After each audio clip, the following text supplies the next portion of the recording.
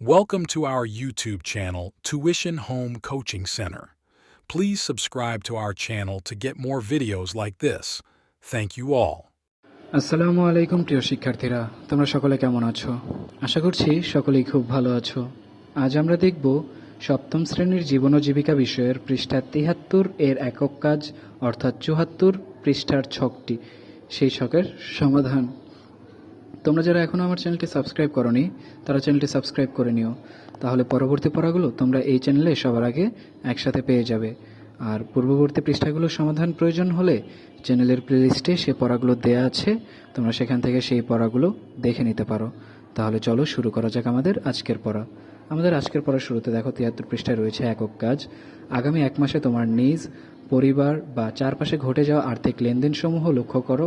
এই সকল লেনদেনের মধ্যে কোনটি তোমার কাছে নৈতিকভাবে সঠিক মনে হয়নি তা ছকে লিখে রাখো। ক্রমিক নং ১, লেনদেনের বিবরণ। বাবা ১ তারিখ রাতে তরমুজ কিনে ঠকেছিলেন।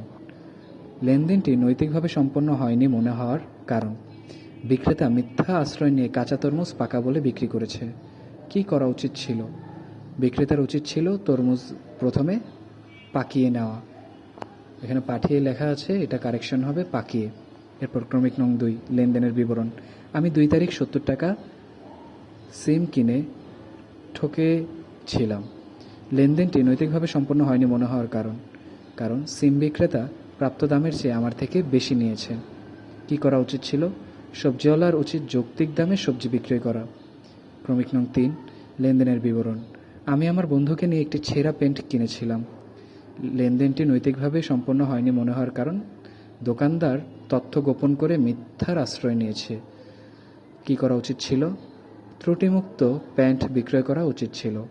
৪, বাস কন্ট্রাক্টর ১০ টাকা ভাড়া বেশি নিয়েছে। লেনদেনটি নৈতিকভাবে সম্পন্ন মনে হয়নি, তার কারণ সে আমার সঙ্গে প্রতারণা করেছে। কি করা উচিত ছিল? কন্ট্রাক্টরদেরকে সৎ হতে হবে। ৫, ৩২০ টাকা দিয়ে রুই মাছ কেনার পর বাড়িতে এসে দেখি মাছটি নষ্ট। লেনদেনটি নৈতিকভাবে সম্পন্ন হয়নি মনে হওয়ার কারণ কি? মাছওয়ালা প্রতারণার আশ্রয় নিয়েছে এবং গন্ধযুক্ত মাছ বিক্রি করেছে। কি করা উচিত ছিল? মাছ গন্ধ হতে পারে মাছওয়ালার এই কথা বলে মাছ বিক্রি করা উচিত ছিল। তাহলে শিক্ষার্থীরা, আমরা দেখে নিলাম সপ্তম শ্রেণীর জীবন ও জীবিকা বিষয়ের পৃষ্ঠা ৭৩-৭৪-এর সমাধান।